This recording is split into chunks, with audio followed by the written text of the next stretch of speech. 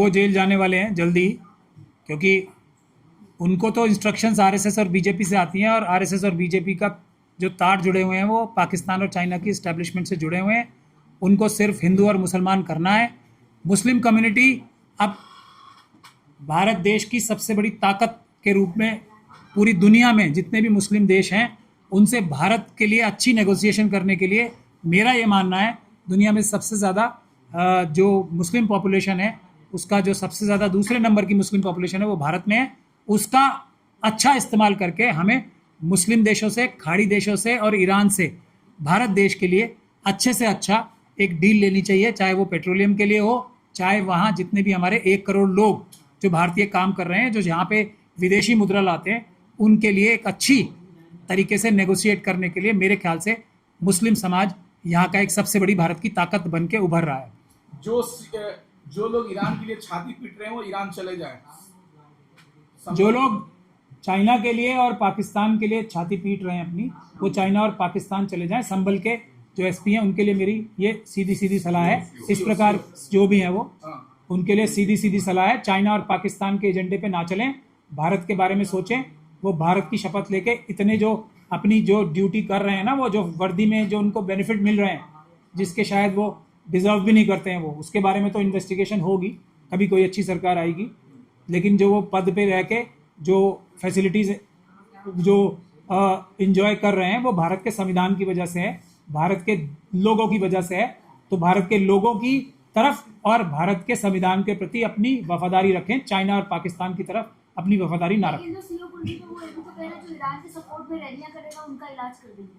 इलाज तो इनका होगा जो चाइना और पाकिस्तान के साथ मिलके ये एप्स्टीन गैंग के समर्थन में जो जेन्युइन आवाज़ पूरी दुनिया से उठ रही है, भारत के लोगों से भी उठ रही है ना, ईरान के समर्थन में। ईरान का समर्थन का मतलब है पूरी दुनिया के गरीबों की समर्थन करना, पूरी दुनिया के गरीबों को जो महंगी चीज़ें खरीदनी पड़ रही हैं, भारत में जो ट्रम्प साहब के टैरिफ की वजह से सब चीज़ों का बर्बादी हो रही है, उसको बचाने के लिए ईरान हमारा सबसे बड़ा दोस्त बन के उभर रहा है। जो ये सीओ साहब हैं ये एप्स्टीन गैंग की मदद करना चाहते हैं, तो इनकी मानसिकता एप्स्टीन गैंग वाली है। एप्स्टीन गैंग की मानसिकता भारत के लोगों की मानसिकता के बिल्कुल विपरीत है।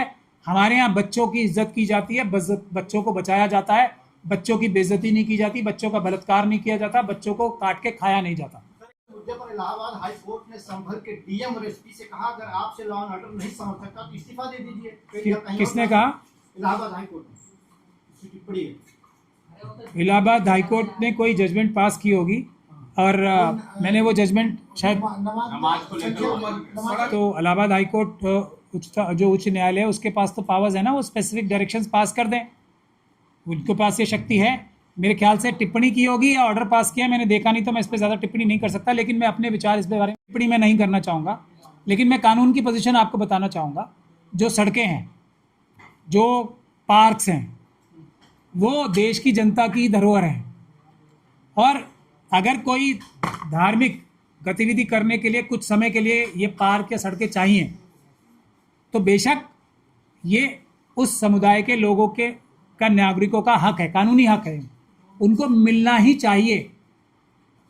लेकिन उसमें इतना भर सिर्फ ख्याल रखना चाहिए अगर कोई इमरजेंसी है किसे तो उसके लिए साथ में रास्ता भी खोल के रखना चाहिए। इसके अलावा कानूनी पोजीशन जो संविधान और कानून कहता है भारत का, किसी भी धर्म के लोगों को सड़कों को, पार्कों को इस्तेमाल करने से रोकना भारत के संविधान और कानून के खिलाफ है, क्योंकि ये पब्लिक प्रॉपर्टी है और कोई भी धर्म का जो मानने वाला है वो पब्लिक होता है और ये उसकी सामूहिक या धरोहर भी है, कोई भी पार्क या सड़क भी।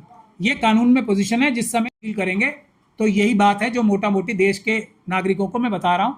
और इसीलिए कांवड़ यात्रा के लिए भी दूसरे धार्मिक जो कथाएं की जाती हैं, जो जागरण किए जाते हैं, इसीलिए इसी बुनियाद पर सड़कों के और पार्क्स में, पब्लिक पार्क्स में और पब्लिक की सड़कों पे उनको जगह दी जाती है, इसी बुनियाद पर। नोटबंदी में भी लाइन में खड़े थे, कोरोना में भी, अब एलपीजी को लेकर के लोग लाइन में खड़े हैं, तो सरकार क्या पहले से ये सब चीजें नहीं जानती कि ऐसी सिचुएशन रहेगी? ईवीएम द्वारा जो जीत के सरकारें बनेंगी, पीएम बनेंगे, सीएम बनेंगे, उन्हें जनता की कोई चिंता करने की आवश्यकता नहीं है। मैं इसीलिए ये किसी भी प्रेस कॉन्फ्रेंस में ईवीएम का मुद्दा सबसे ऊपर क्यों रहता है। हमारे देश को आज दुनिया को लीड करना है।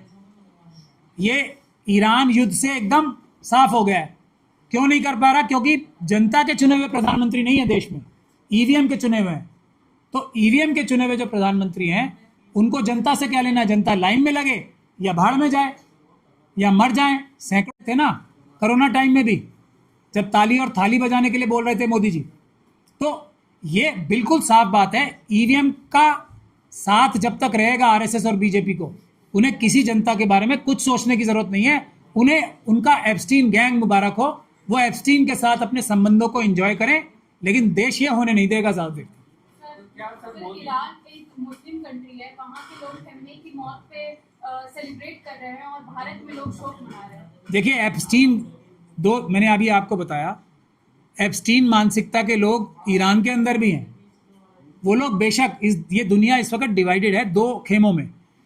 एप्स्टीन एक तरफ एप्स्टीन मानसिकता और एक तरफ अयातुल्ला मानसिकता। तो अयातुल्ला मानसिकता ये कहती है कि बच्चों को एप्स्टीन गैंग वालों से बचाने के लिए हिजाब पहनाना चाहिए बच्चियों को, और जो एप्स्टीन गैंग वाले हैं जो ईरान के अंदर भी बहुत मौजूद हैं, वो भी इस प्रकार की गतिविधियों में लिप्त रहना चाहते हैं, उनको पेश करना चाहते हैं, उनको काट के खाना चाहते हैं। तो ईरान के अंदर भी ऐसे लोग मौजूद हैं, तो इसमें क्या हैरानी की बात है? ये तो दोनों तरफ पूरी दुनिया में। नहीं, मैं आपको बता तो रहा हूँ, एक उनके कहने से क्या होता है, मैंने आपको बता दिया क्या क्या चीज़ कौन रिप्रेजेंट करता है। आयतुल्ला खमेनी साहब के पास क्या है? वो ऐसे व्यक्ति थे जो उन्होंने ये कहा कि मेरे देश की आवाम अगर बिना शेल्टर्स के है तो मैं शेल्टर में नहीं जाऊंगा, मैं कुर्बानी दूंगा जैसे मेरे देश के लोग बिना शेल्टर के, मैं भी बिना शेल्टर के रहूंगा। इससे बड़ी कुर्बानी किसी राष्ट्राध्यक्ष ने की है अभी रिसेंट टाइम्स में, तो आप मुझे बता दीजिए। इसीलिए मैं बोल रहा हूँ पूरी दुनिया के मुसलमानों के तो अनडिस्प्यूटेड लीडर हैं वो, कोई मना नहीं कर। दूसरी बात यह है कि इस युद्ध में सामने क्या है? एप्स्टीन गैंग, ट्रम्प साहब के से। तो एप्स्टीन वर्सेस आयतुल्ला है। 35 साल से कुर्सी पे बैठना बुरी बात नहीं है, 35 साल से बेईमानी करके कुर्सी पे बैठना बुरी बात है। ईरान का एक पूरा स्ट्रक्चर है, डेमोक्रेटिक स्ट्रक्चर है, लोगों को चाहिए उसे स्टडी करें। आयतुल्ला साहब भी कोई अपने आप नहीं बन गए थे। 35 साल में इस्लामिक स्टेट कैसे बन गया ईरान? 35 साल में नहीं, ईरान जो है एक इस्लामिक राष्ट्र बना 79 में, नहीं उससे पहले भी था, बहुत पहले था। उसके बाद 1950 के आसपास और उससे पहले भी एक डेमोक्रेटिक कंट्री थी। 1950 के दशक में एक डेमोक्रेटिक कंट्री थी जिसको prime minister democratically elected prime minister थे। अमेरिका ने और ब्रिटिश फोर्सेस ने आकर वहाँ पे एक कू किया, मतलब हमला करके उनकी सरकार को हटाया, और उसके बाद शाह को लाए। किसको? शाह। उनको कौन लाया? यही एप्स्टीन गैंग के मेंबर्स, ब्रिटिश और अमेरिकन। तो तानाशाह कौन हुआ? आयतुल्ला खमेनी साहब जो थे, खमेनाई नहीं, खमेनी साहब, उन्होंने देश को एक डेमोक्रेटिक सिस्टम दिया। उसमें आयतुल्ला जो वहाँ के सुप्रीम लीडर हैं वो भी चुन के आते हैं, वहाँ की सरकार हर बार चुन के आती है, प्रॉपर इलेक्शन होते हैं।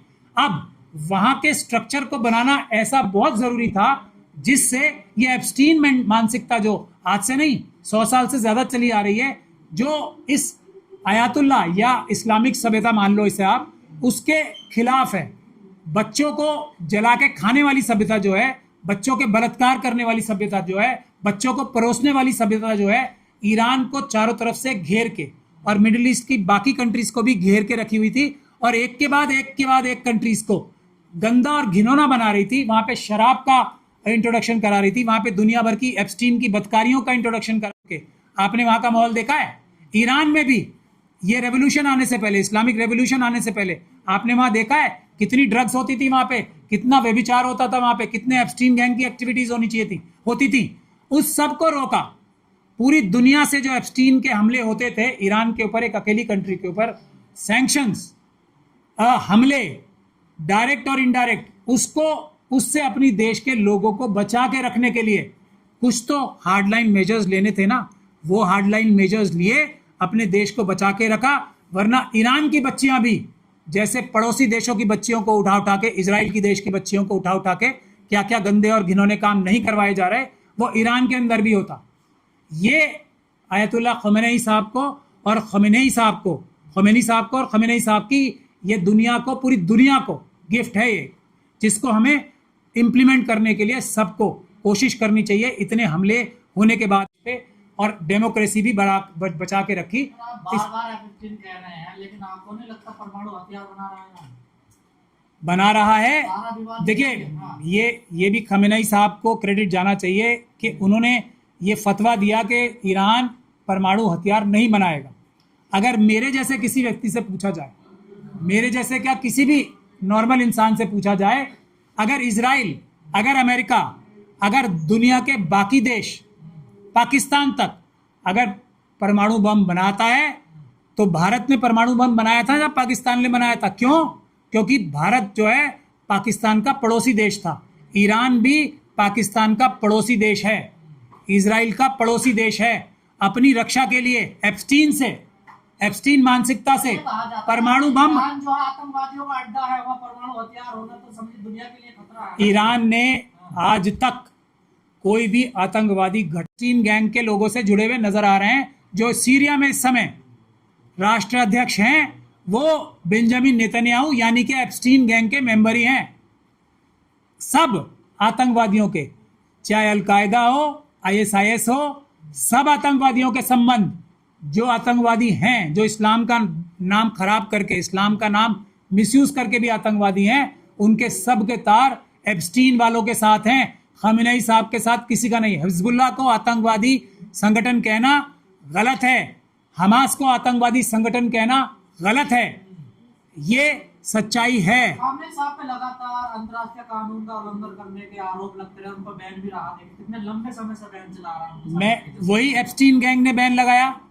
एप्स्टीन गैंग ने कितने सिक्योरिटी काउंसिल के रेजोल्यूशंस इजराइल के पास हुए, उन्हीं एप्स्टीन मानसिकता ने वीटो किया ना। ईरान की तरफ से तो कोई वीटो करने वाला था नहीं, और वो सलाह एक ही है, अगर एप्स्टीन गैंग से बचना है तो परमाणु हथियार, जैसे नॉर्थ कोरिया के ऊपर हमला करने की कोई सोच नहीं सकता, भारत के ऊपर हमला करने की कोई सोच नहीं सकता एप्स्टीन गैंग। क्यों? क्योंकि हमारे पास परमाणु बम है। तो परमाणु बम बनाना ईरान की ज़रूरत है, ईरान के लोगों की, अपने आप को एप्स्टीन गैंग से बचाने की। जिस साहब का आपने भी जिक्र किया, उनके पोते कह रहे हैं कि इस ताना साहब को मारना बहुत जरूरी था, ईरान की जनता के लिए बहुत अच्छा हुआ। हाँ, बेटे को भी मारने की बात कही जा रही है, इंफॉर्मेशन देने पे करोड़ों रुपए का इनाम। $1 करोड़ आज यही यही मैं आपको बता रहा हूं ना, जो खुद तानाशाह थे वो कह रहे हैं वो तानाशाह हैं, तो इसका मतलब वो तानाशाह ख़ामेनी साहब नहीं थे। अच्छा, और मज़ेदार बात सुनिए कि कौन सा ऐसा काम है जो ख़ामेनी साहब ने किया। एक काम आप बता दो जो इंटरनेशनल कानून के विरुद्ध जाके किया। माना इजराइल ने माना, IAEA साइन ही नहीं किया। इजराइल ने कोई इंटरनेशनल कानून को माना? किसी देश के अंदर घुस के उसके राष्ट्राध्यक्ष को मारना, उसको किडनैप करना, कौन सा इंटरनेशनल कानून बताता है? अमेरिका के ऊपर क्या मोदी जी की तरह ईरान के ख़ामेनी साहब भी ट्रंप साहब को अपने से ऊपर मान लेते? दोनों राष्ट्राध्यक्ष हैं, दोनों बराबर हैं। ये मोदी जी की मानसिकता अगर ख़ामेनी साहब में नहीं थी तो ये अच्छी बात है या बुरी बात है? उनके देश में उन्होंने अपने देश के जो नागरिक है ना, उनकी नाक को नीचे नहीं किया मोदी जी ने जैसे नीचे किया है। वो अपने देश के नागरिकों की सही आवाज़ है। मोदी जी हमारे देश के लोगों की सही आवाज़ नहीं है। हमारे देश के लोग ये कह रहे हैं ट्रंप साहब कौन है, हम अपना देश अपने हिसाब से चलाएंगे। कौन है मिस्टर ट्रंप? अपने घर में रहें अपने आराम से। ये हमारे देश के लोगों की आवाज़ है जो मोदी जी नहीं कह पाते। ख़ामेनी साहब में इतनी ताकत और जुर्रत थी, अपने आप